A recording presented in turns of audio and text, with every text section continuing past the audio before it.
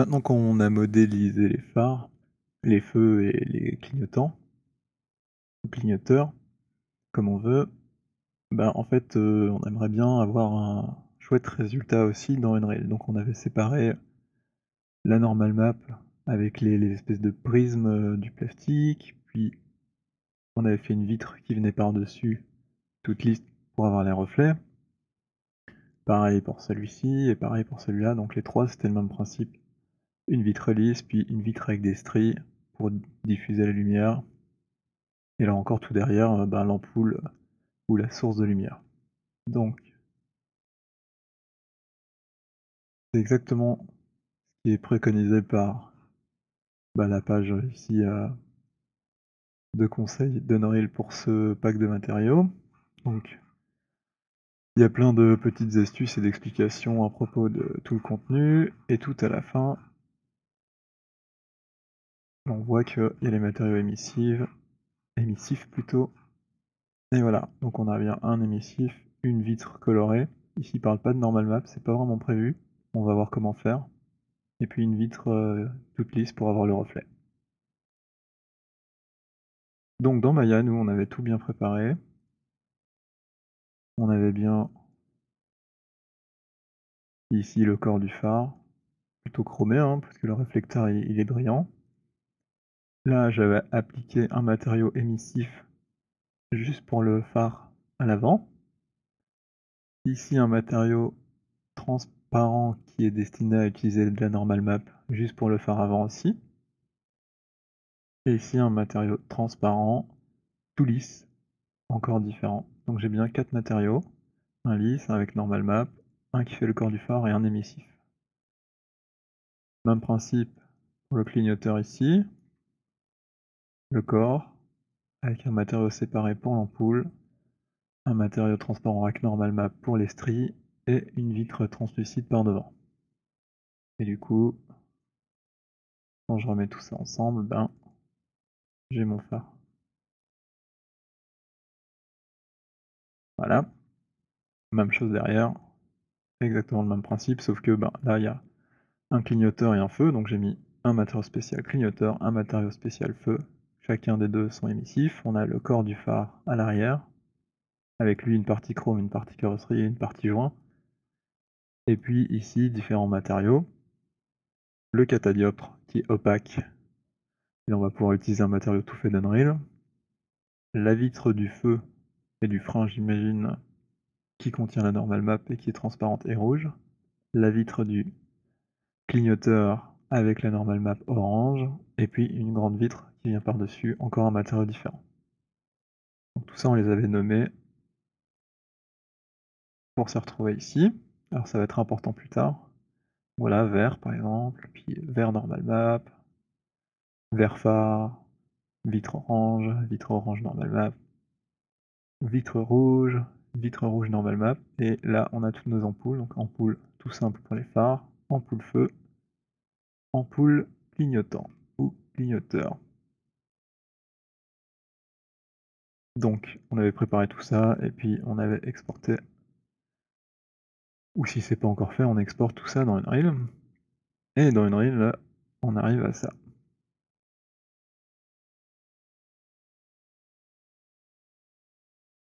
Qui est plutôt cool. Je vais voir derrière, un peu le même principe. Mais malheureusement j'ai dû faire quelques modifs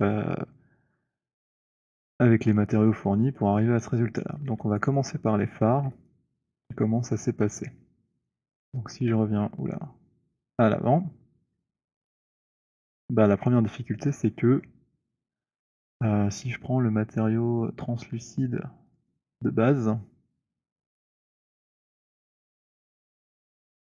désolé, c'était sur un autre écran, eh bien je vois ici que bah, il n'y a aucun endroit où je peux mettre une normal map, donc je suis bien embêté puisque moi j'avais prévu de faire comme ça. Donc comment je me suis débrouillé? Donc j'ai créé un nouveau matériau master, et ensuite j'ai fait des instances pour créer les différentes déclinaisons qui nécessitent de la normal map. Donc par exemple ici headlight normal, un peu plus loin j'ai clignot normal, puis tail light normal, etc. Donc comment ça se présente tout ça? Je vais vous montrer comment je me suis débrouillé.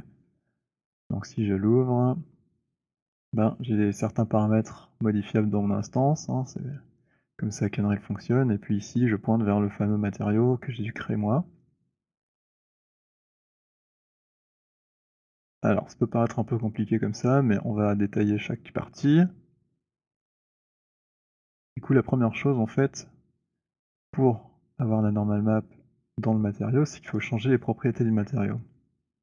Alors la première chose qu'on veut, c'est qu'il soit translucent, transparent. Du coup on va cocher translucent ici.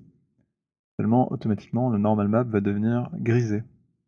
Donc il va falloir changer ici dans la transparence son lighting model et choisir ici translucent volume par exemple qui permet d'avoir et de la transparence et de la normal map. Donc ça résout notre premier problème. Alors après pourquoi il y a tout ce bazar? Simplement ici, bah, j'avais envie d'avoir une couleur différente pour les feux, les clignoteurs et les phares, donc j'ai choisi de créer un constant 3 et puis j'ai fait un clic droit, convert to parameter. Donc quand je l'ai créé, c'était un constant comme ça, et puis hop, et chaque fois que c'est un paramètre, je peux le récupérer dans mon instance. Donc j'ai créé partout des constants, toutes les petites étiquettes vertes étaient des constants, je les ai convertis en paramètres pour les récupérer dans mes instances. Alors je voulais pouvoir commander la metalness, la roughness et l'opacité, donc j'ai créé chaque fois des constants. Pareil pour la réfraction, qui est un peu mystérieuse je trouve, je comprends pas bien les chiffres qui sont mis là, mais on va voir ensemble ce que j'ai mis. Et puis alors il y a tout le système pour la normal map. Alors pourquoi j'ai créé une instance tout de suite? Parce qu'en fait ça va beaucoup plus vite de modifier une valeur d'une instance, parce que c'est changé en temps réel. Alors que si on change ici dans le matériau master directement, il faut le sauvegarder, puis ça compile, et puis ça prend 1 minute à chaque fois qu'on change de valeur, et c'est super pénible. Donc je vous conseille de direct faire votre master, faire des paramètres, et puis aller changer, hop, ici les valeurs, et ça vous allez voir ça change en temps réel dans l'aperçu, ce qui est trop bien. Alors dernière partie à détailler, c'est la normal map. Donc moi j'avais besoin d'une normal map, donc j'ai créé un texture sampler, et j'ai branché ici une normale un peu générique que je me suis fait il y a très longtemps, et chaque fois que j'ai pas envie de me casser la tête sur des phares, eh ben, je mets ça et je mappe mes UV sur la partie qui m'intéresse. Donc lui, il faudra des UV. Donc faut pas oublier que voilà, alors ici il veut pas me les montrer, il faut des UV quand même pas trop sales pour essayer de mapper correctement les différentes parties. Pas besoin de faire pour les parties qui ont pas de normal map, hein. Finalement on peut mapper que la partie où il y a le matériau de normal map. Donc voilà, moi j'utilise ma texture générique, on aurait pu refaire tout le système qu'on avait vu sur le phare par exemple. Ici, on avait à la fois des stries, on avait la marque, on avait plein de petits logos, etc. Les petites lignes pour coller les autocollants, le type. Bon, tout ça on pourrait refaire, hein, ça change rien à la technique. Après on met la normal map qu'on veut. Donc moi j'ai utilisé celle-ci par défaut, hein, pour avoir un aperçu. Mais bien sûr, bah, j'ai besoin de faire tiler et décaler cette map pour arriver à bien la placer, si ça n'a pas été déjà fait dans Maya avec mes UV. Donc j'ai ajouté ici un add qui permet d'ajouter un offset. Non, ça sert à rien à faire là par contre. Et à l'inverse là, un multiply pour faire se répéter plusieurs fois la texture. Donc, pour commencer, j'ai besoin des UV, hein, des coordonnées UV de mon objet que je récupère, et ensuite je vais les multiplier par un taille X et un taille Y. Mais comme j'ai U et V, donc X et Y sur deux axes, donc moi dans UV j'ai besoin de rentrer une composante à deux axes, U et V, donc verticale et... enfin plutôt horizontale et verticale. Et donc pour ça, ben ici mon constant sur une dimension ça marche pas. Il faut que j'arrive à rassembler la composante, horizontale et verticale et donc pour ça je vais créer un append et ça va mettre les 2 ensemble. Une fois que j'ai mon append, je peux multiplier par textchord qui lui aussi a 2 composantes, verticale et horizontale. Et quand je multiplie, ça va avoir pour effet de tiler. Même principe ici, donc j'ai horizontal et vertical. Je rassemble les deux pour avoir X et Y en quelque sorte dans le même petit fil ici qui arrive là. Et ça, je vais l'ajouter pour la faire plus vers le haut ou plus sur le côté. Donc une fois que j'ai ça, en fait, je peux déplacer, faire tailler ma texture comme je veux. Ça, c'est plutôt une bonne nouvelle, je vais pouvoir la placer facilement. Et ensuite, un dernier paramètre ici, ben, si ma normal map est pas assez forte, ben, j'ajoute ce petit node là, normal strength. Et je lui mets aussi une valeur dans un constant que j'ai converti en paramètre pour pouvoir le récupérer. Si j'en viens sur mon instance de matériaux du coup, je vois que ben, j'ai tous les paramètres que j'ai préparés d'avance, donc offset x, offset y, opacité, j'ai mon tail x et tail y ici.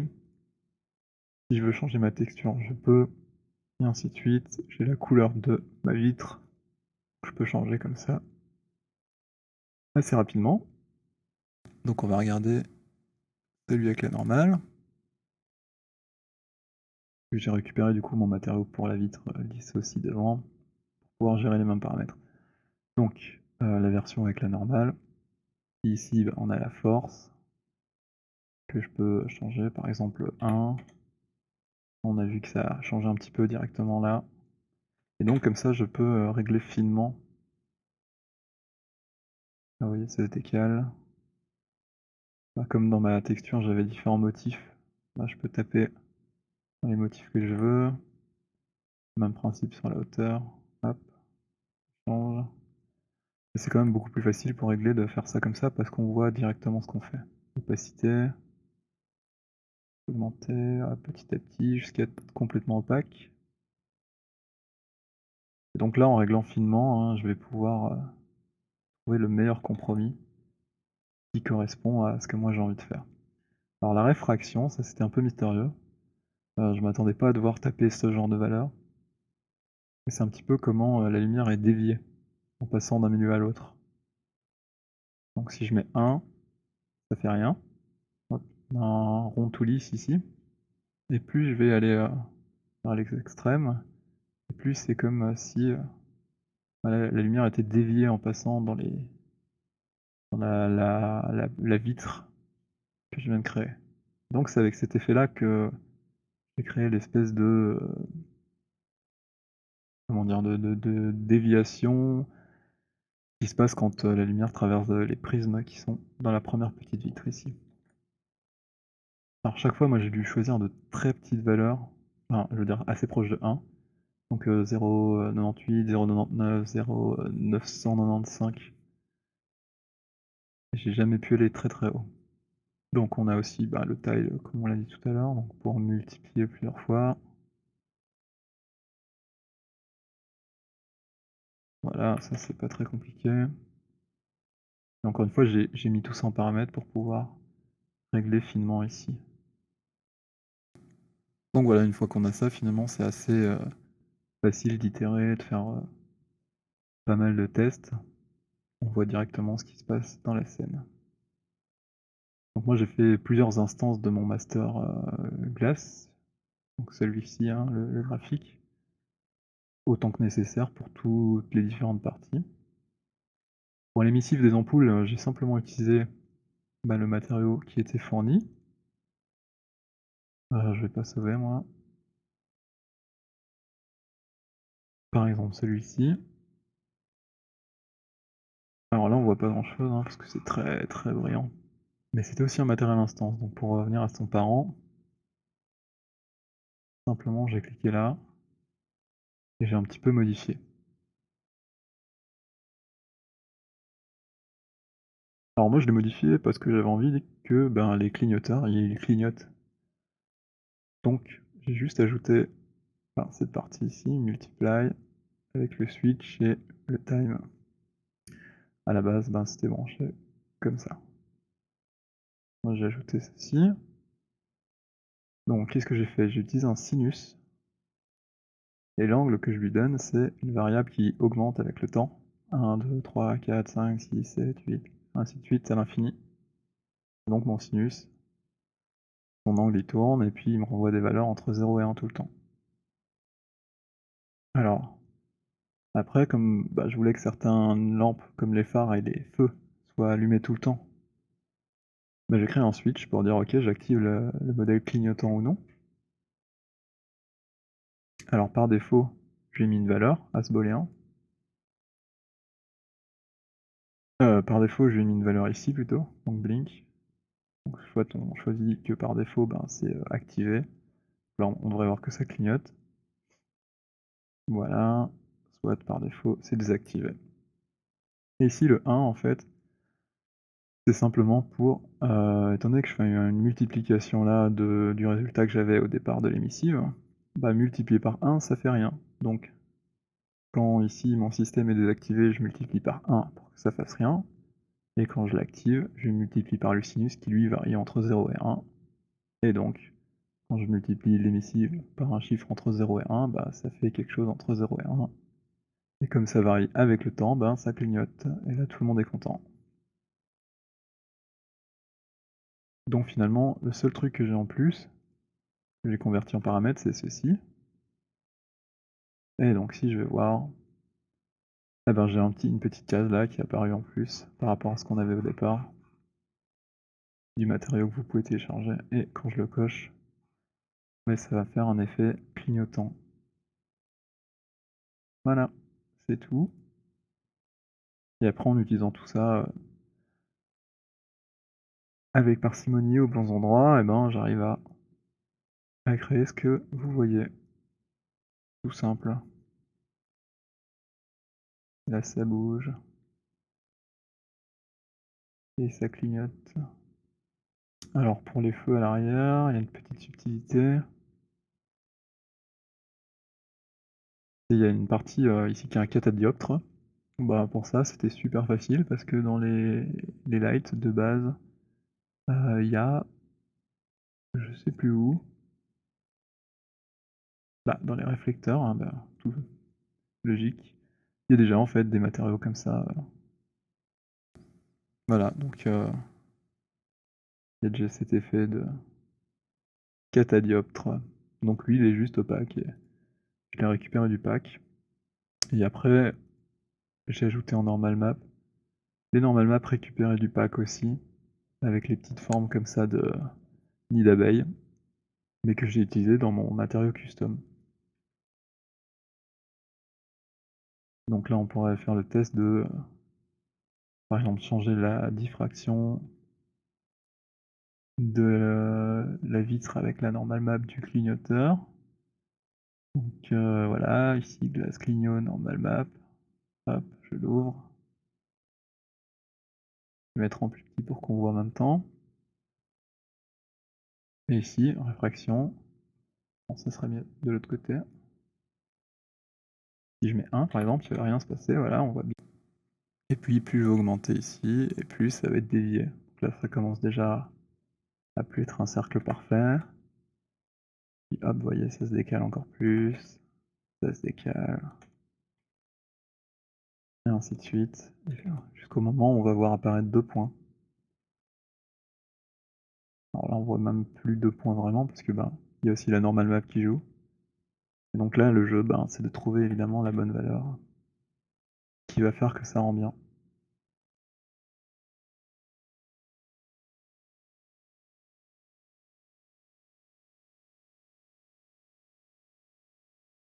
Voilà pour la théorie.